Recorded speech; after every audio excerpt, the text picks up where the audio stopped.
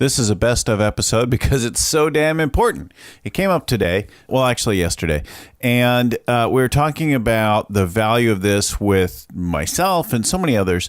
It's the value of profit first. And if you're the owner and operator of a business, or even if you're sometimes financially challenged in managing your own personal finances as a leader in the business, even not the owner, profit first is a whole new way to think about things, to put profit first and run your business in a smart way. This show can make a huge difference in the way you run your business and your life. Listen in.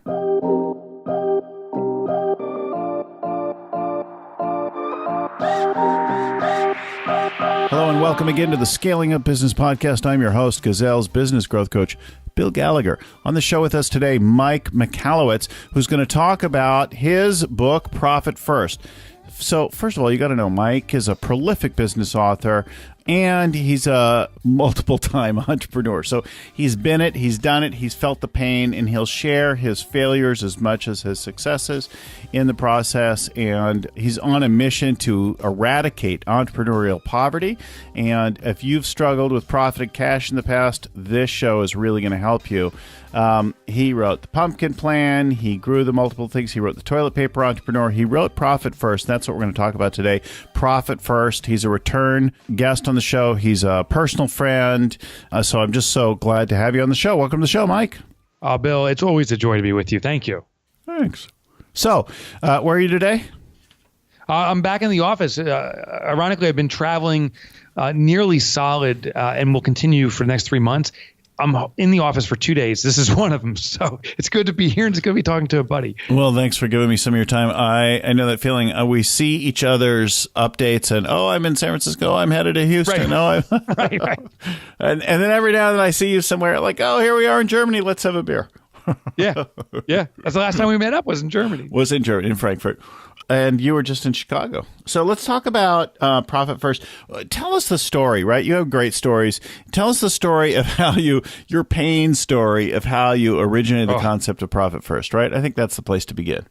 Yeah, I think it is. I had grown by that point a couple multi-million-dollar businesses, and both of them, while it sounds great for the CV that they were multi-million-dollar businesses, were not at all profitable. As I was growing them, I was surviving check by check. I had refinanced my house multiple times, but I made my money when I sold them. And I started to believe the formula that Gap teaches us, that sales minus expense equals profit, simply means that profit is an event. If you stick it out long enough and push hard enough, that big client or that big moment will happen that puts you into the profit category. And so I said, well, I'm going to do this 10 times over. I became an angel investor with the money I made selling my 2 companies, and started 10 new businesses, and all of them tanked because I didn't understand the essence of profitability. I hoped I could just run long enough until they made money as opposed to baking it in. And within 2 years, I had lost every penny I had. It brought me to this moment that we're talking about. I came home to my family, my 3 children, my wife that day, and said, I've lost it all. It's all gone. I'd been lying to them by omission up to that point. So this is the first time I actually told them. I was in tears. They were terrified. And as I was saying it, my daughter, who was sitting right next to me, ran out of the room, sprinting as fast as her little legs could carry her. She was 9 years old. And I remember the feelings. It's time slowed down. I was like, oh, she's running away. As much as that hurt, that was the answer, like not to be here anymore. I wanted to go to a place where no one knew me. I started new. But what she was doing actually was running to her bedroom to get her piggy bank. She ran back as fast as she could, and she put it in front of me and said, Daddy, I'll help our family. I'll cover us. I'll pay for everything. And it's a very emotional moment for me. I'll never forget it. That'll be my final thought before I die. I know it. But it also awoke in me. Yeah, you know what? So when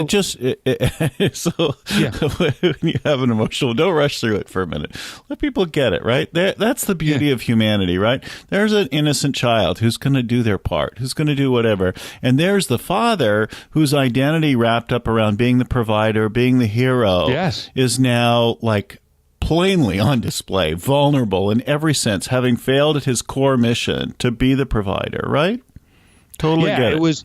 It's a weird confluence of events. Yeah. There was a hatred I had toward myself, this emotional, I felt disgusted. Because, I define myself as the provider. At the same time, I was honored that this 9-year-old little girl was stepping up in such a big way. And it did result something I'm not proud of, but I think is important to share. It resulted in depression. I went through 2 years of what's called functional depression. I suspect, Bill, 80% of the people, that's just a number I'm picking out of the air, but a vast majority of people listening to the show have experienced depression because the most affected group by depression is entrepreneurs. Yeah, hugely. So just to underscore that and to loop back around to another show, listen to our show with John Ratliff, a highly accomplished entrepreneur, talking about his battle with depression, which he wasn't public about, but he's been courageous and generous in sharing kind of his journey. I think whether diagnosed or not, we deal with dark moments, dark thoughts, feelings of aloneness and hopelessness in different ways at different times. And so you were in that at that point. Yeah. But, it also became the impetus for me turning around everything. It didn't happen instantaneously. A light bulb didn't flash off and say, I now know the solution. But it did trigger a question. And as you teach and so many elite coaches teach, you get bigger answers from bigger questions, better answers from better questions. And I simply asked myself a question: how do I make myself permanently profitable? And that's where I think I discovered that the GAP formula, as you introduced, it's totally flawed. There's an inherent lie to it that's hurting businesses. Yeah, and I have to say that for a number of times I did better or worse in business because I had somebody else managing it all for me, but left to my own devices, I don't really want to think about or manage the money, or I didn't. I'm actually enjoying it since I implemented Profit First in our company.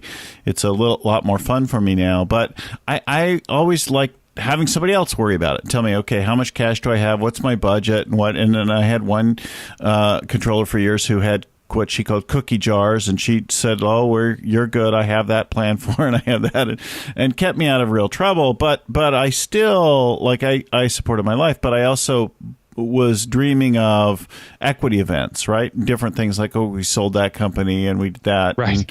And, I'm like, give me the big payoff. Like, in the meantime, I'm okay. I have a nice car. I have a nice life, but give me that big exit, right? Yeah. And then we see somebody goes in on the next company and then they lose it all.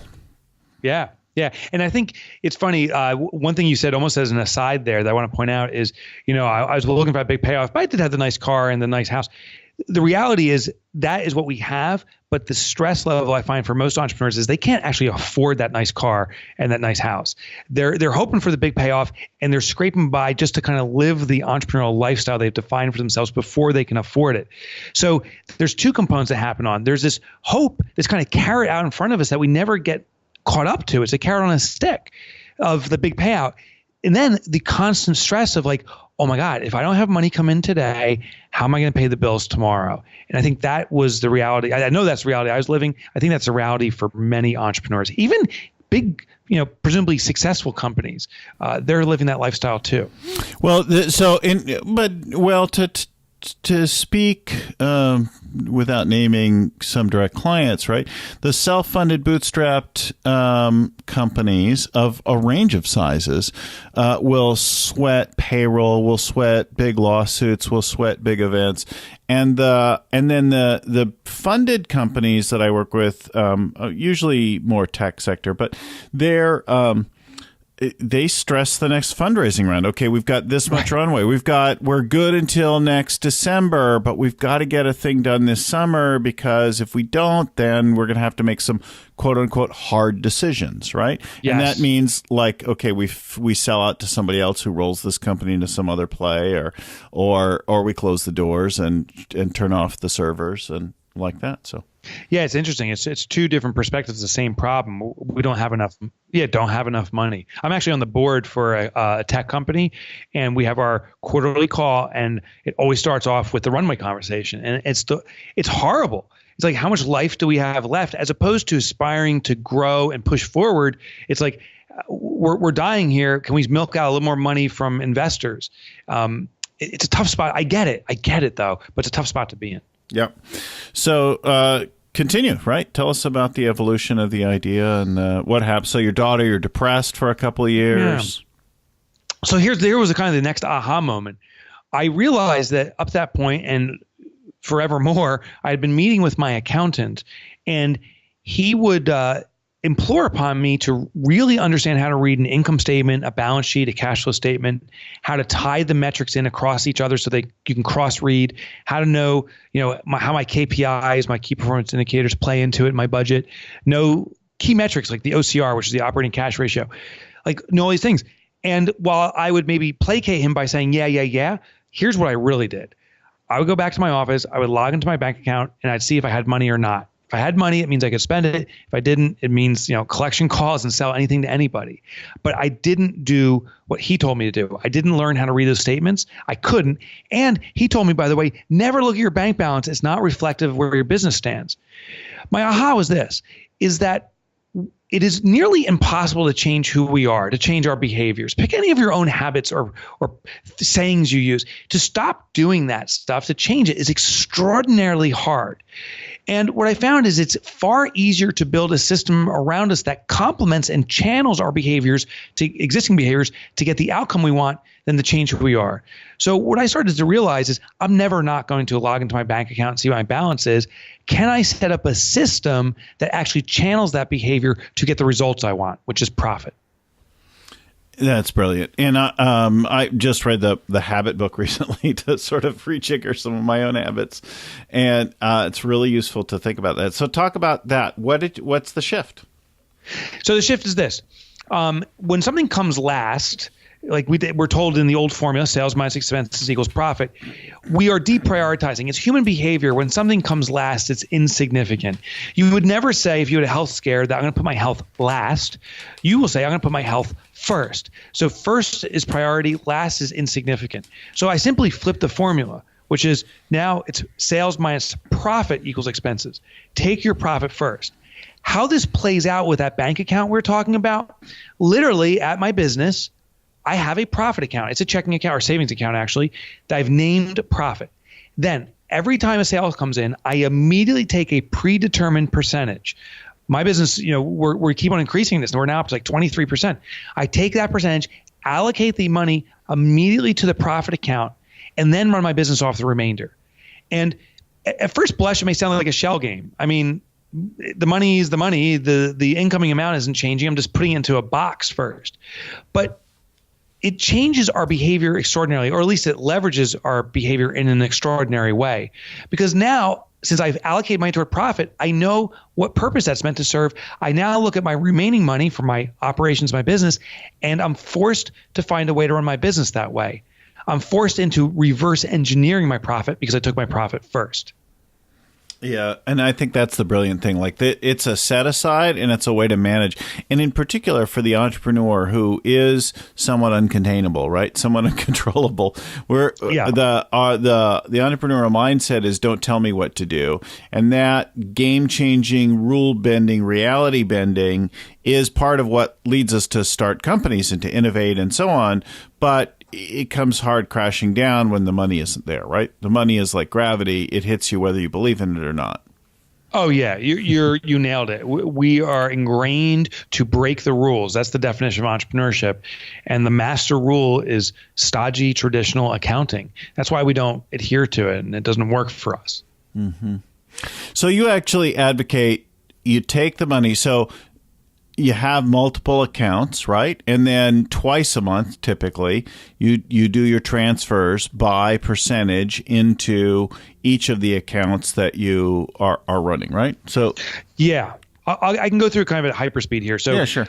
I suggest for most businesses, there's 5 foundational accounts: an income account, which is simply, I call it the serving tray. Money goes in there simply for display purposes. It's how you'll measure how much income comes in, but you never pay a bill from there. Second account is called profit. This is a reward for the people that took the risk in starting the business, the equity owners. Just like a public company does quarterly profit distributions to their shareholders, I want your small business to do a quarterly profit distribution to your shareholders, which is usually you, the owner, maybe a partner. The third account is owner's comp. These are for what's called owner operators. If you work in your business, you, I would argue, are the best employee for that business. You work extraordinarily hard. You've probably sacrificed time with your family. You've probably sacrificed vacation time. You've probably done ridiculously good things for your business for ridiculously low amounts of money, perhaps even no money. That's the definition of the world's greatest employee. But we got to start treating you that way. So we're going to start allocating money to pay you. The fourth account is tax. And that tax bill comes.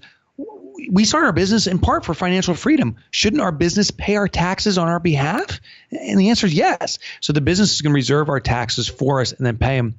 And then the final account is operating expenses. You have these 5 foundational.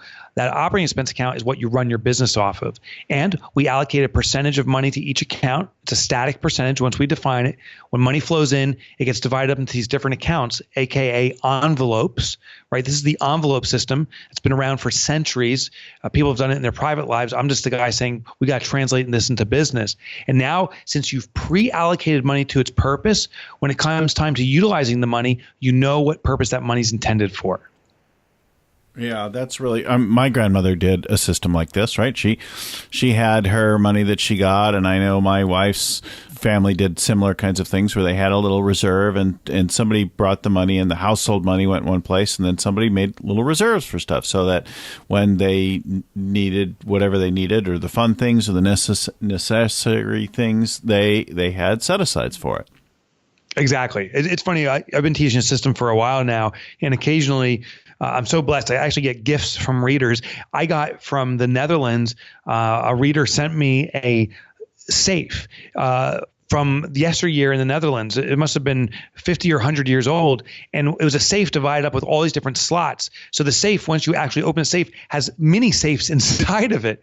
And so you put money into a specific slot and it's reserved specifically for that purpose, be it, the mortgage or food or for gas or something like that. So this concept's been around forever in every culture, in every country. So it's a safe with little buckets inside it, or it's safer than a safe with all these little buckets inside. Yeah. At first, I imagined the Matryoshka doll of safes. Right. Oh, right. Oh, yeah, right. We're going to keep popping. Yeah. Got it. Okay, good. So profit, OPEX, pay, tax, right? Yeah. And now your business, I realize those. I want you to realize those are the foundational 5 accounts. Businesses can get more sophisticated than that, meaning there's other needs. Maybe you have a business that sells products. Well, maybe you need a inventory account to purchase your inventory. Set that up, allocate a percentage there. Maybe you collect retainers like my business does. Some people pay us a year in advance. Well, we haven't earned that money yet. They could cancel if they so desire, and we have to refund some money. So we put the money in the retainers account, and then we drip it into our income account in installments. We do it twice a month. So on the 10th and 25th is our kind of rhythm. We put 1/24 of that money into those accounts. So we have a kind of a rule here. If in doubt, add another account. So if you have a special need for your business to address with cash, just have an account for it, and then we'll pre-allocate money to that purpose. Now, so first of all, let's tackle this one. Fake profit, real profit, right? I remember years ago, and one of the things that I tell people now, right? We've all heard some. Well, maybe we haven't all heard it, but many folks have heard the saying that that revenue is vanity, profit is sanity, right? And cash is king. Somebody else I love said profit is an opinion and cash is a fact. And I learned that really painfully when I had a super profitable year years ago. And I'm like, oh my God, look at how much money we made. And I started imagining putting money away and having money for play and like all of that. And right. And I'm like, hey, could you loan some money back to the business to pay the tax bill on this? I'm like, wait a minute, I owe a lot of taxes on this profit, but we don't actually have any cash. Oh, yeah, no. I'm like, okay, wait a minute. What happened? Now, up until that point, I had run service-based businesses, so I never dealt with inventory. And they're like, oh, the profit is all over there. Your cash is locked up in that other room that you call a warehouse. And, and it was all there, right? But between work in progress and excess inventory and things like that, I had no cash. In fact, I was running short of cash. I had a massive profit and a substantial tax bill. And that was my first bit of painful tuition in that world. So having profit, right? Paper profit is an opinion. In this case, we're talking about actual cash set aside for profit and that you're engineering. So by setting aside and by spending to the other, you're forcing the discipline on yourself to run your business in a profitable fashion. Yeah, that's exactly true. It's just to further take your story, I can't tell you how many times I experienced this, and now I've interviewed and talked with hundreds, if not thousands of entrepreneurs about this exact scenario. You go to your accountant and they circle at the bottom of the income statement and they'll either congratulate you and say, hey, congratulations, there's a profit, or, oh, sorry, you fell short, maybe next year. So there's two things happening. First, there's this maybe next year. Literally, we consider profit once a year. We delay that consideration for 365 days. That's a fatal flaw. Profit needs to be baked into our business. It must be habitual. It must happen every transaction. The second thing is when they circle the number and say, hey, congratulations, you had a profit, the exact scenario you played out. I say, well, where is the money? Like, where's the profit? And then the accountant does that awkward laugh that, well, it's not a real profit. You've already spent the money. It's a opinion, what you're saying. It's just a paper profit, which is useless. So when we talk about profit and the concept of profit first, what we're talking about today, I'm talking about cold, hard cash for you to spend in your bank account to use in the way you see suitable and appropriate. Now, if you're doing that a couple times a month, right, as part of your regular check and collection cycle, you're setting aside that, then you always know what your profit is. And there is a temptation maybe to dip into that, or either the profit or the tax at some point, right? You're like, oh, wait, I've got something. Where should I grab from? And you say don't do that. Right. Yeah. So, the day you take from your profit account to pay off your operating expenses, I tell people, please rename your profit account Peter and rename your operating expenses Paul, because you're basically stealing from Peter to give to Paul. You start unwinding the entire system. The day you take from your profit account and put into your operating expenses, it never was a profit. Let's not play the game. This is now a shell game. It's always expenses. You just had it in a different bucket for a period of time, but it's an expense. So we have to, well, actually, one more part I want to share. If you can't pay your bills out of your operating expenses, that is your business giving you direct feedback that you're not in the position to reverse engineer your profitability. And that means you have to either cut costs or increase margins, or more likely both. What are those unnecessary costs you have? Get rid of those. What are the costs you're incurring where you're not extracting value? Participate more, extract more value from that. And where can you increase margin? Meaning, how can you make more profit per transaction? That's what we need to do. But we also have to hide the profit and the tax accounts from us, because if they're sitting there at our current bank, temptation, we try to use willpower, but willpower fatigues. It's like a muscle. Transfer that money to a second bank. And when I say a second bank, I mean no online banking, no starter checks, no ATM card. Like literally, the only way to withdraw that money is you go to the bank, because we're only going to go there to pay our tax bill and do our quarterly profit distributions. And make that bank far away, because I want you to do the walk of shame. If you got to take money out of your profit account to pay a bill, I want you to think long and hard about that. So make sure that second bank is way down the road. Well, one of the other things I like to do is start to imagine what that profit's going to go to. So I'm like, oh, that's going to, some of that is going to go to this or that. And I think about the projects or the retirement or I have set-asides now for that that come out of my pay account. So the profit I'm thinking of in this case is more like at least at this point with my current business, but everyone would be different. But whatever it is in your world, I like to think about, okay, well, so I'm going to use that to remodel a house, or a piece of that is me and the missus in, on those stilts houses over the water in the Maldives or somewhere. Right? Yeah, I love it. I love that visualization. And I think that's important. I think it's important to see what we're going to be gaining from that. And what you pointed to, too, is that profit is a celebratory account. Some people say, but Mike, when I have the profit distribution, can I plow it back or reinvest in my business? And I'm like, no, those are all really soft terms for saying it's an expense. The goal here to have a profitable company is to determine how to run your business off the expense that you have allocated. So you have to be very frugal, but more importantly, you have to be highly innovative. If we keep on plowing back money into the business, we're just defeating the entire system. So I love what you're doing. You already have something accounted for, what you're going to do with it. And that's a beautiful thing, because that means you're celebrating, you're not plowing it back. So this is not really for some of our companies whose investors demand them to run a deficit, to run at a loss for a number of years while building something. This conversation is not for you. This is for the people that own and operate a business, that are the entrepreneur. Even if you have some investors, it's the discipline to innovate and grow, even while taking a profit, which is actually possible. I've seen it, you've seen it, but we don't always think about it. And here's the this is the bonus thing that you didn't point to, but I think about every time I've heard you say this, and that is that some of the best innovations that I've had throughout my career, whether I was in my own companies or working for somebody else or as a partner, they often came and virtually always came from scarcity. So it's not innovation is not creating a brightly colored innovation center and hiring an innovation czar and throwing a lot of play toys around the thing and throwing design thinking terminology around without actually practicing it. It's look, take a guy, throw him in a cave with a stick and then bury him and say, okay, invent the lever, because you're now constrained, right? I think about the best things were when I was up against the wall, when I had no other options, when it was lose or innovate. Those are the times when I did the cleverest, most interesting things because I didn't have it. When somebody cuts your staff but you're not ready to quit, that's when you come up with a new approach to do something with less. Yeah, I totally agree. So there's this theorem called Parkinsons Law. And Parkinson's Law states that as a resource expands, we actually consume it more. So the more time we have to do something, the longer it'll take. The more money we have to accomplish something, the more we'll spend.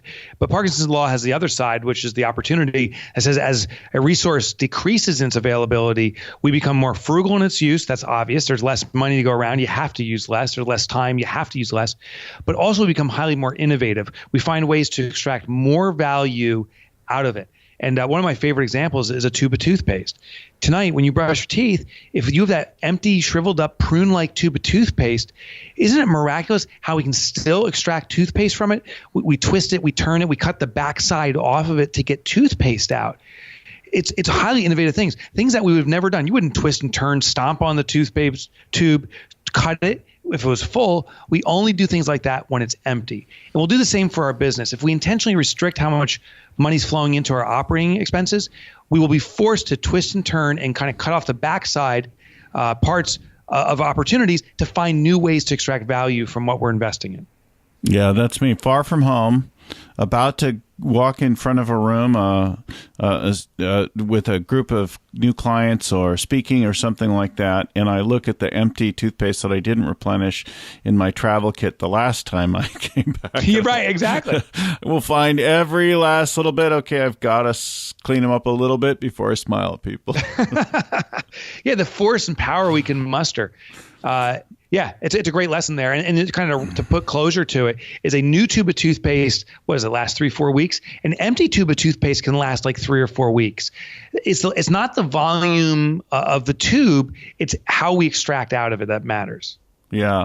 One of the best innovations in our last business, well, each of them that I can think of in different stages came after periods of significant hardship. So what did we do in 2009? Oh, lots of innovation, right? Lots of new ways. So having less in there can actually lead you to do some interesting things. It's not having a lot of money to throw at things that is necessary to be truly innovative and growth-oriented. Yeah, that is 100% right. So twice a month we're going in, we're setting aside the money. I now have this income account, right? And it's so rare that anybody gives me a check anymore. So I don't have deposit slips. I don't have stamps. I refuse to take on new clients that don't pay me either by ACH, credit card, or wire, right? So everything's coming in through one of those. And maybe I'll add Bitcoin now, right? And nice.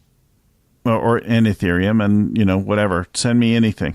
But just, right. just not a piece of paper. Yeah, not a check. Yeah. I don't, and it's funny because that'll come in. So then twice a month we go sweep the accounts, right? You say the 10th and the 25th are probably the best days for most companies to do it. You sweep from your income into your other accounts, and then you pay your bills from those. That's right. And it always has to be that sequence.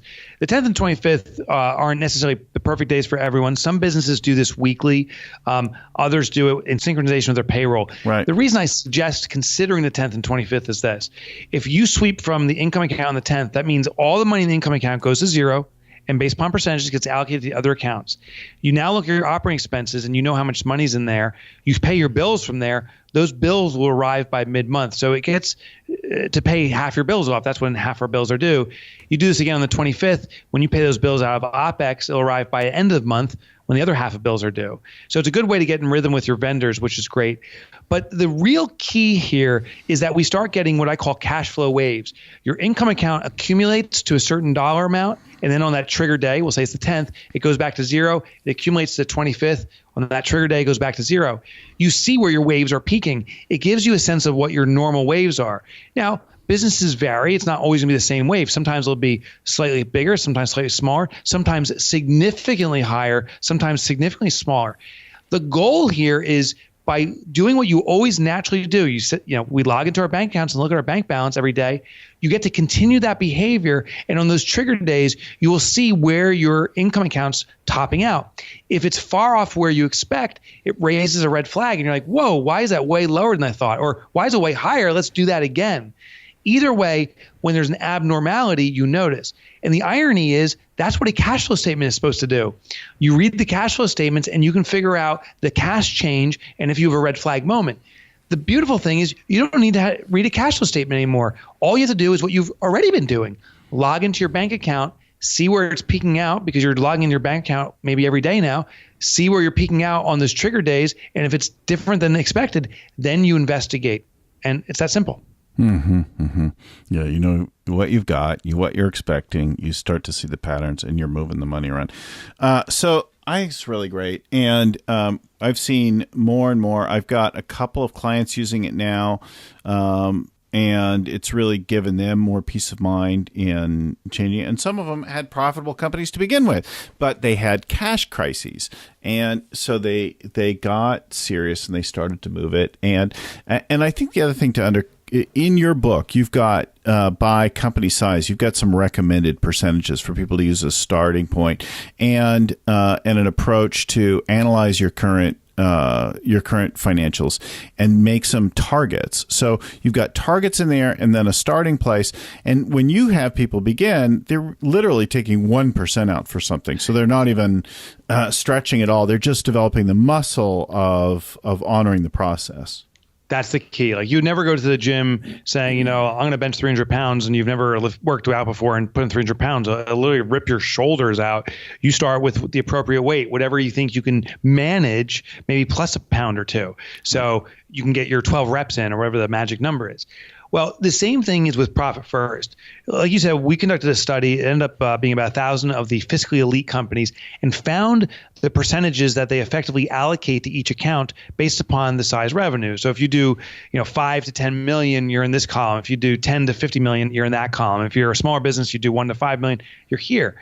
But those are simply targets of the fiscally elite. Most businesses that use this system, the vast majority, aren't the fiscally elite, at least not yet. So they have to start off where they are today, plus a pound or two, if you will, meaning a percentage or two.